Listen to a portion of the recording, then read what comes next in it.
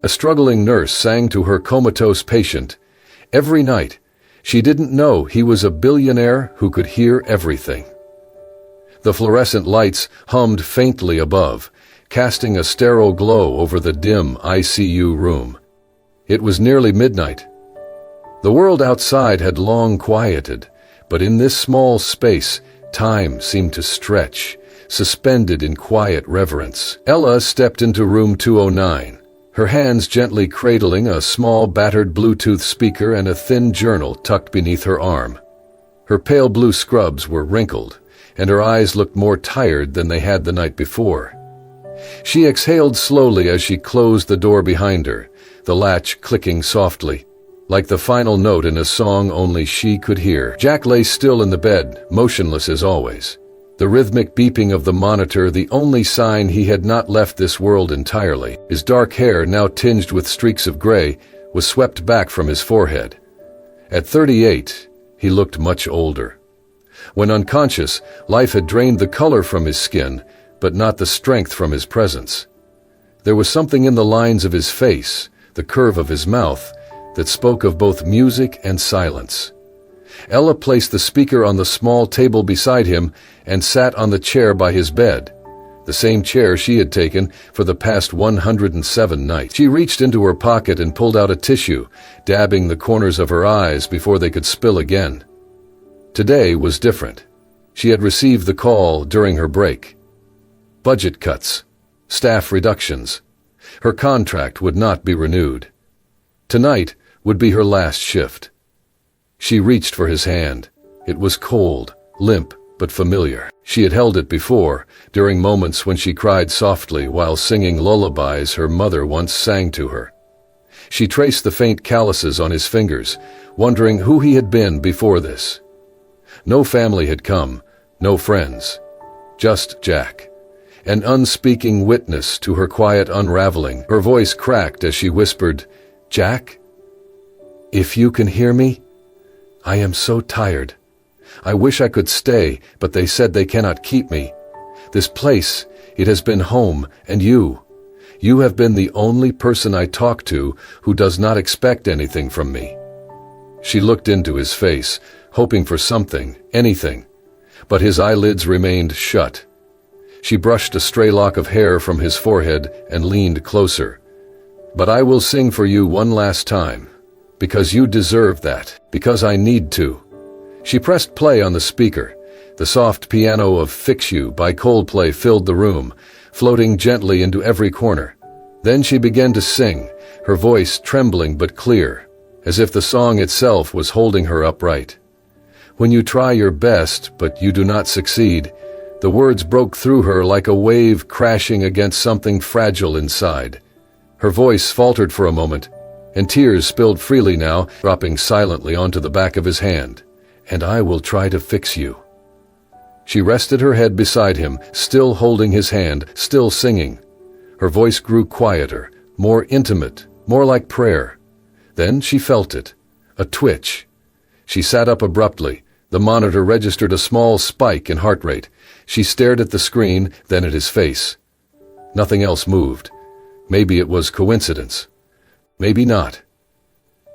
And then, just as the final note of the song faded, a single tear slid down the side of Jack's face. Ella did not see it. She was already gathering her things, whispering goodbye under her breath. "Sleep well, Jack. Thank you for listening." She kissed the back of his hand one last time and walked out, the door closing behind her with a soft click. Inside, the monitor beeped, just a little faster than before. Ella lived in a small studio apartment on the edge of the city, above a worn-out bakery that smelled of sugar and exhaustion. The walls were thin, the heater temperamental, and the floor creaked with every step, but it was all she could afford after her mother passed. Cancer had taken her mother quickly, cruelly, as if in a rush to steal the only constant in Ella. The silence left behind was deafening. Her mother had been her compass, her cheerleader, her safe place. Without her, Ella drifted through each day like a ship untethered. She had once been a student at the city's performing arts college, studying voice with dreams of singing on stage, traveling, wearing dresses that shimmered under the spotlight. Music had been her whole world, but as her mother's condition worsened, Ella dropped everything. Tuition became hospital bills. Vocal lessons turned into late-night shifts. Her dreams were buried, quietly, like the last song on an old cassette tape that no one ever rewound. Now, she worked nights at the hospital. The pay was just enough, the hours long, but she stayed. Something about the quiet, the way time moved slower in the dark, helped her breathe. She could go through her rounds like a ghost, gentle, unnoticed, a shadow of the girl who once stood on stage. But with Jack, it was different. He had arrived in silence, just like her grief. A car accident, no ID at first. When they finally found his name, Jack, they discovered he had no emergency contacts. He was alone, just like her. For 4 months he had not stirred, not spoken. But something in him drew Ella in. Maybe it was the way his brow was slightly furrowed, as if he were still thinking. Maybe it was how his hands, though still, looked like they had once held something precious. She started leaving small notes on the table beside his bed. "Good morning, Jack," or "You had a good night, your vitals were steady." She replaced the flower in the vase by his window every Monday, always choosing something with a little color. Sunflowers, daisies, the occasional rose when she could afford it. She began to spritz a tiny bit of her lavender perfume into the room at night, just enough to mask the sterile scent of antiseptic. "So you do not feel so much like you are in a hospital," she had whispered once. But the music, that was what truly connected them. Each night, she brought in her old, paint-chipped portable speaker. It had once sat in the kitchen of her childhood home, playing jazz and lullabies while her mother cooked. Now it carried Ella's voice into the quiet of Jack's room. She sang, not for applause, not for anyone's recognition, but because something in her heart needed it. Songs her mother loved. Songs that made her cry. Songs she used to practice in another life. And when she sang to Jack, it felt less like an echo of the past and more like a bridge, something that connected the part of her that had been silenced with a future she did not yet understand. Sometimes she talked to him too, told him about the rude visitor in room 24, or the old man in 315 who kept flirting with the nurses. She told him about the moon that night, or how her shoes hurt, or how she missed her mom. She knew he could not answer, but the rhythm of speaking out loud, the pretend conversation, it kept her sane. And yet deep down, she had the strangest feeling Jack was listening. Once, after a particularly rough day, she sat beside him, hands trembling. Her voice broke as she sang, but she kept going. She closed her eyes, holding the last note just a little longer than usual, and when she opened them, she thought she saw his fingers twitch. She shook her head, blamed the flickering lights. Still, from that night on, she sang as if he were her only audience, because maybe he was. The other nurses teased her gently about her nightly ritual. "The sleeping prince is your favorite, huh?" one would say with a wink. Ella just smiled and nodded. If only they knew. It was not about favorites. It was about survival. She had lost her mother, lost her voice. But singing to Jack every night gave her a reason to believe that something good could still come from broken things. And so she kept singing, even if no one else ever heard. Long before the silence swallowed him whole, Jack had once lived a life full of sound. He had been a pianist, not a celebrity, not a household name, but a gifted player whose melodies filled the velvet-lit lounges and rooftop bars of the city. His fingers had danced effortlessly across ivory keys, coaxing emotion from chords like they were secrets whispered between old friends. He played because it was the only way he knew how to feel. And then she had walked into his life. Her name was Lila, a music teacher with wild curls and a laugh that melted winter. She had loved Bach and burned pancakes every Sunday. They met at a jazz night, fell in love like music, unexpectedly, beautifully, then all at once. For a while, life was measured in soft mornings and shared harmonies. He proposed on stage, slipping a ring onto her finger in the middle of a Gershwin encore. She had said yes, through tears. But just months later, she began forgetting things. Simple words, directions home. Then came the diagnosis, glioblastoma, the cruelest of thieves. The doctors gave her months. Jack gave her everything. He stopped playing, stopped accepting gigs, stopped caring about things like sleep or rent. He became a full-time caregiver, watching her fade day by day, note by note, until she disappeared completely into silence. After Leela died, Jack vanished too. He sold his instruments, disconnected his phone, left his apartment behind. He moved from city to city, working odd jobs, never staying long. He did not want to be found. Music became something painful, a ghost that haunted his fingers when they trembled in the cold. He stopped playing, stopped listening, stopped dreaming. On the night of the accident, he had gone to the cemetery where Lila was buried. It was raining, of course it was. He had brought her favorite lilies, but the wind tore them from his hands before he reached her stone. He stood there anyway, soaked to the skin, eyes closed. For the first time in years, he whispered her name. Then he walked home, or at least tried to. A driver never saw him crossing the street. Jack was struck. When the ambulance arrived, he was unconscious. They had to dig through layers of worn clothes to find anything identifying him at all. He had no family to call, no one to notify. He was alone. But in the hospital bed where his body lay still, something remarkable was happening. At first, he heard nothing but the buzz of fluorescent lights and the distant hum of machines. Time did not move. Then, one night, he heard music. A voice. Soft, uncertain, human. It broke through the numbness like sunlight through closed eyelids. He could not open his eyes, could not move, but he heard her. She sang to him. Every night she returned, sometimes with a shaky lullaby, sometimes with a jazz tune, sometimes with stories about her day. Her name was Ella. He clung to her voice like a man drowning might cling to a rope thrown into the sea. Her singing stirred something in him, stirred the part of him that still remembered what it was to care, to hope, to feel. He wanted to reach for her, to speak, to open his eyes and say, "I hear you, please don't stop," but he could not. His body betrayed him. Still, her voice never did. He began to memorize the way her vowels curled, the softness in the way she said his name. He felt warmth whenever her hand touched his. He could tell when she was smiling, even if he could not see it. And when she cried, he felt like something inside him cracked open. "I do not see the light," he thought once in the deep fog of sleep, "but I hear the angel."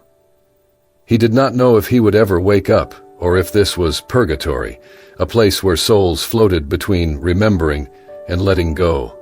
But as long as she kept singing, he wanted to stay, because in her voice he found the only music he had known since Lila. And this time, it did not hurt. It was a Wednesday afternoon when the hospital administrator called Ella into a small, windowless office. The woman behind the desk wore a smile that felt too rehearsed, too detached for the gravity of the words she delivered.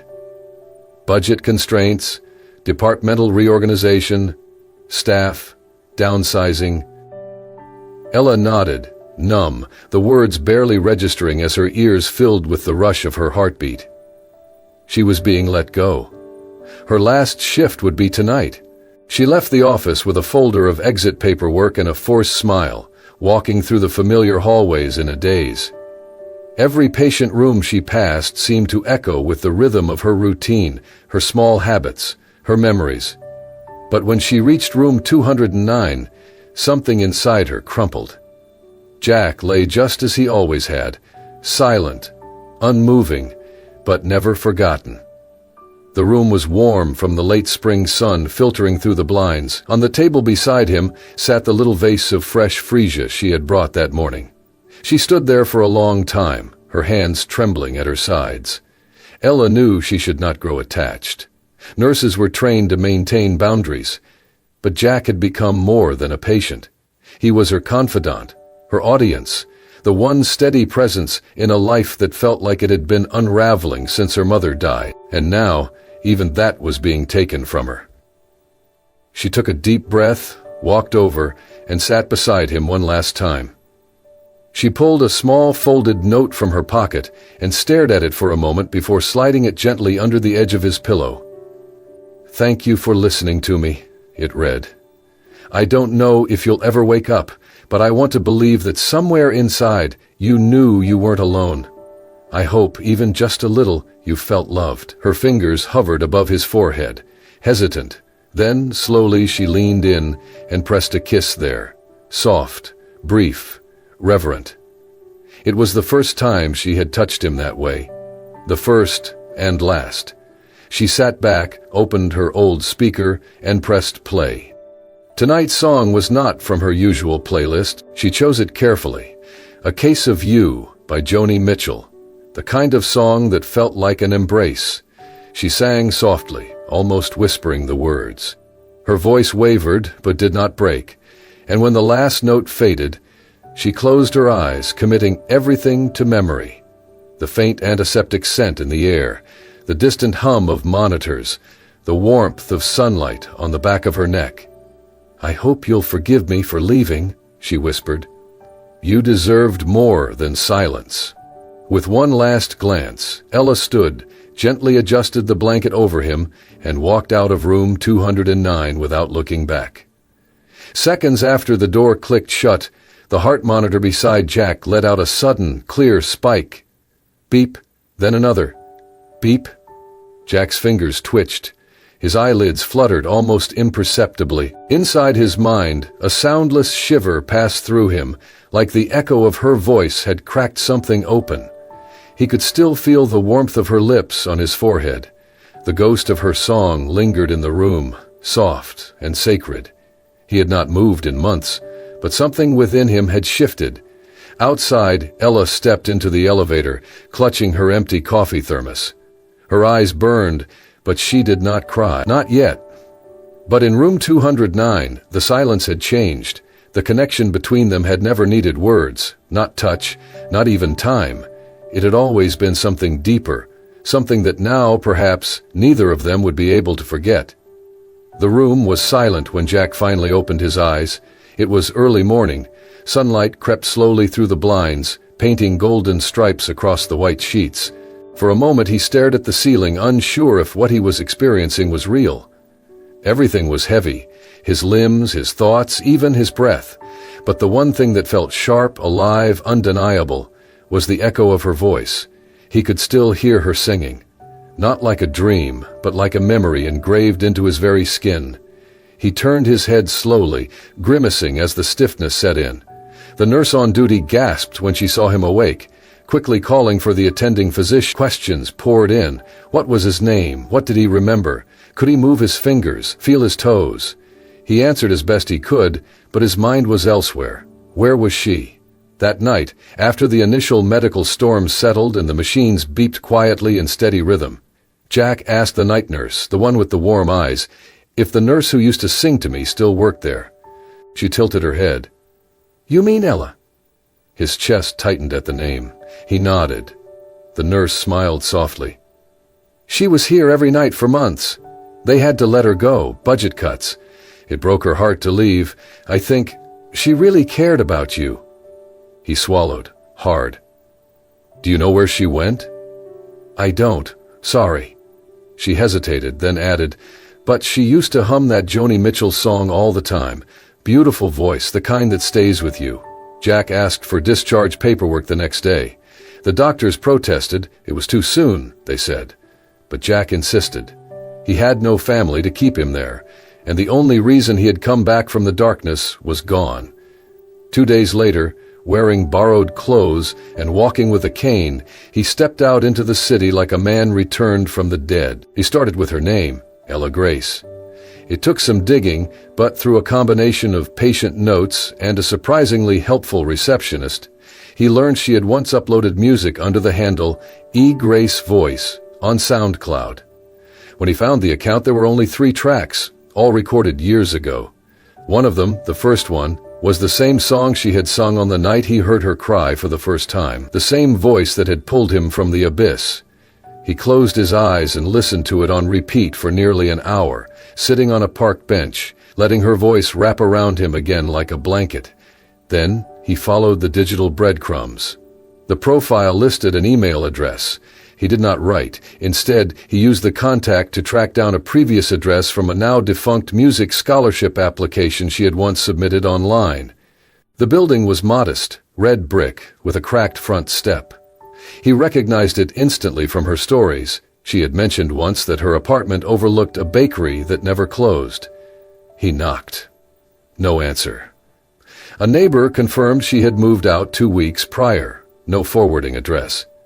Jack stood there a moment longer, staring at the doorway where she used to begin and end her days. Then, from his coat pocket, he pulled out something small.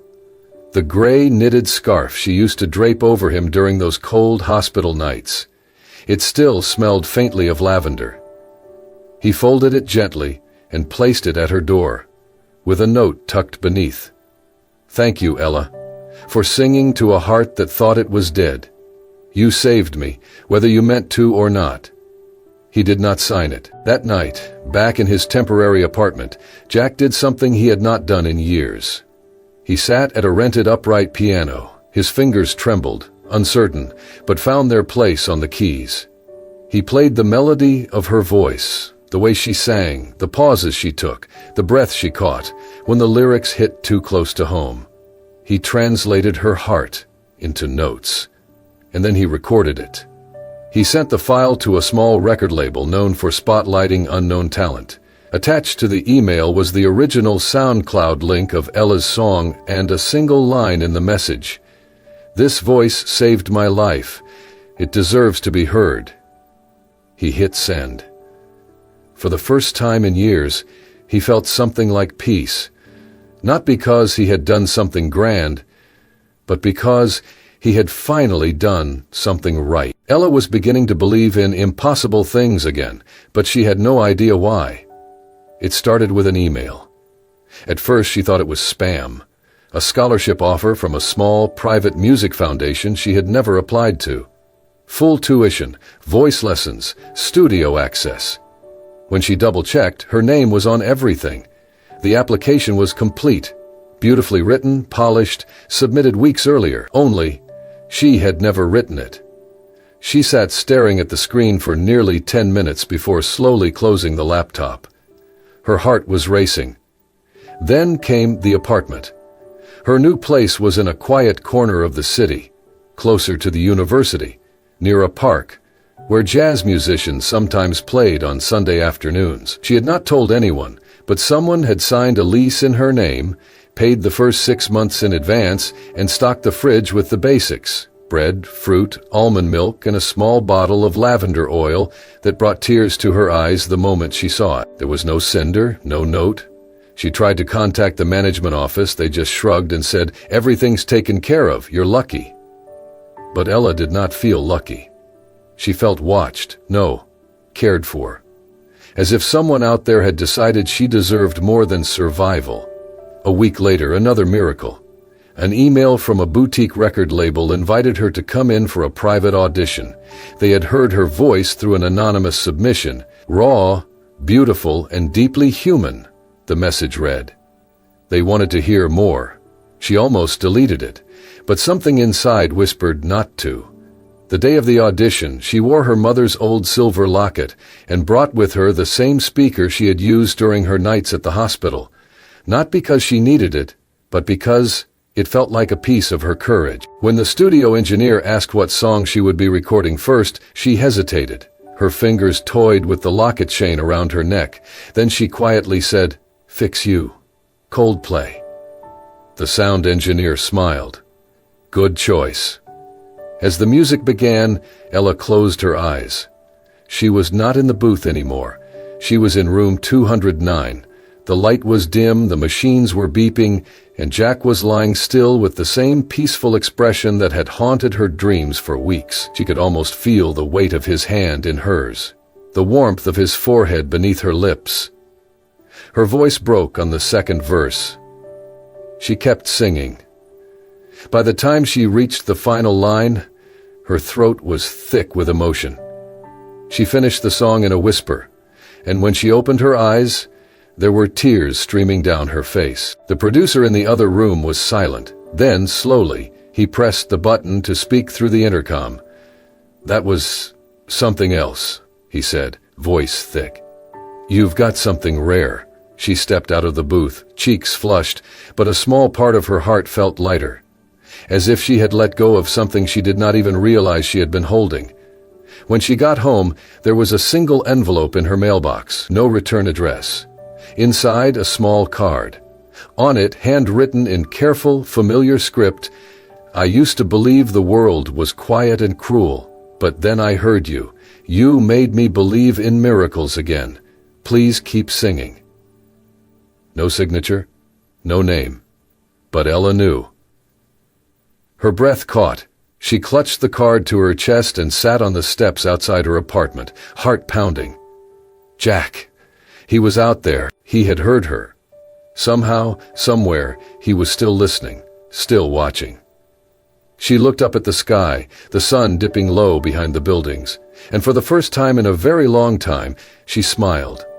Not the polite kind she gave to strangers, but the real kind. The kind that came from knowing that you were seen, that you mattered, that maybe, just maybe, love had never really left at all. The evening air buzzed with excitement as guests filled the old concert hall, its walls lined with faded gold trim and velvet seats worn soft from decades of applause. The annual community music night had always been a humble event. Local musicians, small ensembles, singers who still believed in the healing power of song. But tonight there was someone new on the lineup. A girl no one had heard of, with a name that carried no fame, just heart. Ella stood backstage, clutching the microphone with both hands. Her palms were damp, her heart pounding like a drum in her chest. She looked out from the wings, watching the crowd murmur and shift in their seats. No flashing lights, no big announcements, just a warm, waiting stillness. When her name was called, she stepped onto the stage. The piano behind her played the first few chords of A Case of You, her voice entering soft, almost hesitant, like the hush before a confession. But with every note, she grew stronger, the music rising with her. She sang not for acclaim, not even for approval. She sang for herself, for the nights alone, for her mother, for Jack. By the time she reached the final line, her voice had drawn the audience into complete silence. No coughing, no rustling, just breath held still. She bowed quickly, blinking back tears as she stepped off stage into the dim glow of the side corridor. But before she could return backstage, the event organizer took the microphone and cleared his throat. "Before we continue," he said, "we have someone who would like to say a few words. He's a little special to tonight's performer." Ella paused, confused. From the opposite wing, a man emerged. He walked slowly, carefully, with a slight limp, but his posture was steady, his presence unmistakable. Ella froze. Jack. His hair was shorter now, his face thinner, but his eyes, those familiar, steady eyes, held hers across the stage. He held something in his hand, a wooden frame. He reached the microphone, nodded a quiet thanks to the MC, then turned to face the audience. But he only looked at her. "I am not here to make a speech," he said, voice clear but low, like music in a quiet room. "There is someone on this stage who once sang to me every night, thinking I could not hear her, but I heard every word, every note." The audience murmured softly. Ella brought a hand to her mouth. She did not know she was saving a life. She did not know her voice was the only thread keeping someone tethered to this world. He held up the frame in his hands. "She once left this under my pillow, a note. I had it framed." He turned it to face her. From where she stood, she could read her own handwriting. "I hope, even just a little, you felt loved." Her knees buckled slightly. Jack stepped closer to the edge of the stage. His eyes didn't waver. "If you ever sing for the world, Ella," he said, "please let at least one song be for me." The hall was silent. And then Ella moved. She walked quickly, breath catching, crossing the stage in long strides until she was standing in front of him, her arms wrapped around his shoulders without a word, her face pressed into his neck, and the tears came fast, unfiltered. The audience stood. No one clapped. Yet they simply rose as one, witnessing a moment that needed no embellishment. Then, slowly, someone began to applaud, and another, until the entire room thundered with hands and hearts, and something deeper, recognition, maybe, hope. Jack held her tightly, his voice in her ear. "I came back for you." She pulled away just enough to look at him, smiling through the tears. "I knew you'd hear me," she whispered. "I sang because I believed you did." Their foreheads touched, and the lights dimmed. It was not a fairy tale. It was something better, true. 1 year later, the world looked different. Ella and Jack shared a quiet life in a sunlit apartment above a small bookstore. The windows overlooked a park, and every morning Ella would open them wide to let the sound of birdsong and laughter drift in. Jack had converted the spare room into a modest music studio, where he gave free lessons to children on the autism spectrum, kids who struggled to speak but understood rhythm and melody like a second language. Ella, meanwhile, had found her voice again. Not just the voice that sang on stage, but the one that dreamed without fear. With Jack's encouragement, she recorded her first album. She named it For the One Who Listened. It was not just for Jack. It was for her mother. For anyone who had ever sung into silence and hoped someone was on the other side. The night of her album's launch concert, the theater was filled with more people than she had ever imagined. Strangers, students, friends from the hospital, even nurses who had once teased her gently for singing to a comatose man. Now they knew the truth. That voice had not just filled a room. It had stitched a soul back together. Jack stood behind the grand piano, his fingers poised above the keys as the lights dimmed and the hush fell. Ella stepped onto the stage in a simple, pale blue dress. She glanced at him. He nodded. The opening notes of Fix You began, slower and softer than the original, intimate, reverent. Her voice entered like breath, full of memory and meaning. She sang not just with her voice, but with everything she had lived through. The lonely nights, the whispered prayers, the goodbye that had never truly been one. By the time she reached the final verse, her voice wavered. Jack's playing swelled behind her, lifting her. They ended the song in perfect harmony. Her last note held in the air like a promise. The crowd erupted in applause. Ella turned to Jack, smiling through tears, but instead of standing up to bow, he reached down behind the piano and pulled something small from a velvet pouch. A ring. The room quieted as Jack stood, walked to center stage, and turned to face her fully. He took the microphone from its stand. His voice was steady, but his eyes were shining. "I once lay in a hospital bed, completely still, believing I was already dead," he began. The world had gone dark. And then someone sang. Ella's breath caught. She did not know I could hear her. She did not know she was keeping me alive, but her voice, it reached me. It pulled me back, and over time her voice became the only thing I wanted to wake up for.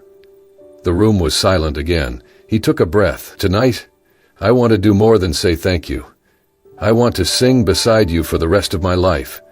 I want to grow old listening to your stories, your laughter, your songs. So, I ask," he knelt, "will you marry me?" Ella's hands flew to her mouth. Her heart thudded loud in her ears. The entire theater seemed to disappear until there was only Jack, on one knee, holding the ring with both hope and humility. Tears slid down her cheeks as she nodded. "Yes," she whispered, then louder, "Yes." The crowd rose to their feet in a wave of joy, applause thundering through the hall. Jack slipped the ring onto her finger and pulled her into an embrace, their foreheads touching as they laughed and cried in the same breath. It was not a perfect story. It had begun in silence, in pain, in loss, but it had been stitched together with music, with kindness, with the soft, stubborn belief that even broken things could find harmony again. And in that moment, beneath the stage lights, surrounded by love. They knew this wasn't an ending. It was their second verse. And so, from the stillness of a hospital room to the warm lights of a concert stage, Jack and Ella's story became something greater than either of them could have imagined. A testament to the quiet power of kindness, the healing strength of music, and the unexpected ways love can find us, even in the darkest places.